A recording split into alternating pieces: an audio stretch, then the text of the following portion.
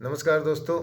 अभी पिछले कुछ दिनों से सुनने में आ रहा था, काफ़ी लोग डिस्कस करते हैं, बताते हैं कि भाई कोरोना की वैक्सीनेशन के जो है साइड इफ़ेक्ट है, लोग मर रहे हैं। फलाना जो सेलिब्रिटी है वो एक्सपायर हो गया और फलाना सेलिब्रिटी एक्सपायर हो गया। मैं एक बात पूछता हूँ कि वैक्सीनेशन से पहले, कोविड वैक्सीनेशन से पहले या कोविड वैक्सीनेशन के बाद या कोरोना से पहले, क्या आप सेफ थे? क्या कभी मरने वाले नहीं थे? क्या कभी आपको मतलब मृत्यु से मुलाकात नहीं होती आपकी?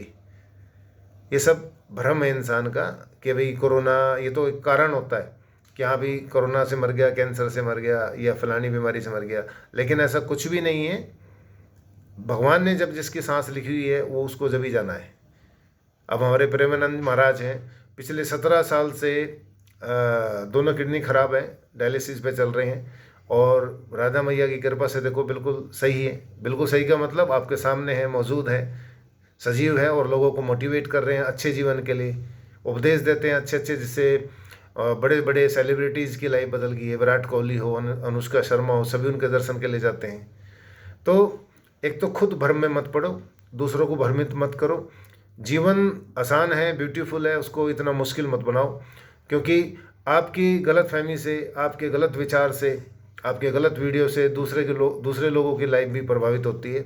दूसरे लोग भी टेंशन में आ जाते हैं कि यार मैंने भी वैक्सीनेशन कराया था, हो सकता है कि मेरी लाइफ को भी खतरा हो। अरे लाइफ को खतरा जब आप सोचना शुरू कर देते तो खतरा उसी टाइम से शुरू हो जाता है। तो बेकार की बातें ना सोचो, ना दूसरों के पास भेजो। मस्त रहो, enjoy the each moment of life. Life is very beautiful, enjoy the each moment of life. और ज़्यादा टेंशन मत लो, क्योंकि कोरोना से पहले भी लोग मरते थे, कोरोना के बाद भी मर रहे हैं और आगे भी मरेंगे, और भी भयंकर भयंकर वायरस आएंगे। पहले एक मैं छोटी सी बात बताना चाहूँगा कि नवरात्र के व्रत जब हम करते हैं तो मैं और मेरे जो मिसेज है, वाइफ है, वो दोनों ही नवरात्र के व्रत करते हैं, तो साथ साथ बैठ के पूजा पाठ करते हैं। तो वो एक जो धार्मिक पुस्तक हमारी, जिसमें कहानियाँ लिखी होती है दुर्गा मैया की और भी तरह तरह की कहानियाँ लिखी होती है, उसमें जब वो पढ़ती थी उनको तो मैं अक्सर हंसने लग जाता था कि उसमें लिखा हुआ था कि करोड़ों को मैया ने अपने जबड़े में पकड़ा, करोड़ों को अपने हाथों से मारा। अब वो ठीक है, हमारे ग्रंथ जो है अतिशोक्ति तो है, अतिशोक्ति है कि भाई तरह तरह की चीज़ें, हमारे जो कहानियाँ हैं पुराने, जो रामायण महाभारत है, उसमें बहुत सारी चीज़ अतिशोक्ति अलंकार के साथ बताई गई है। जैसे हनुमान जी कहते थे कि भाई सूरज को निगल गए। आज पता लगता है कि सूरज और पृथ्वी में इतना फ़र्क है कि जैसे एक सर्कल बना करके उसमें छोटी सी बिंदी लगा दें तो इतने बड़े सूर्य को भला कोई कैसे निकल सकता है। लेकिन लॉजिकली और टेक्निकली तो नहीं निकल सकता, लेकिन उसका कोई ना कोई धार्मिक रीज़न रहा होगा जिसकी वजह से ऐसा कहा गया था।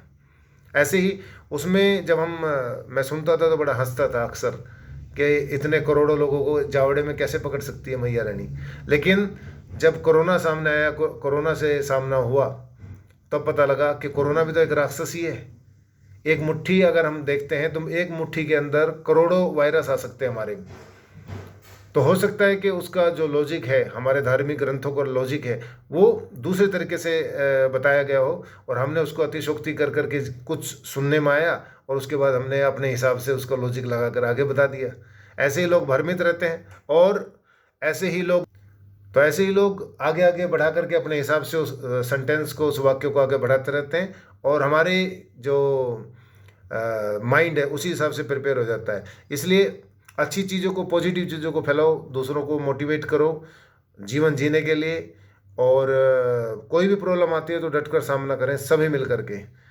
इसी सोच के साथ मैं ऑथर संजय कौशिक आपसे विदा लेता हूँ। मिलेंगे अगले वीडियो में। और आप सजेस्ट करते रहें, शेयर करते रहें, कमेंट करते रहें, बताते रहें कि जो मेरे वीडियो है उसमें मैं कैसे बेटर कर सकता हूँ। Thanks a lot, have a nice day.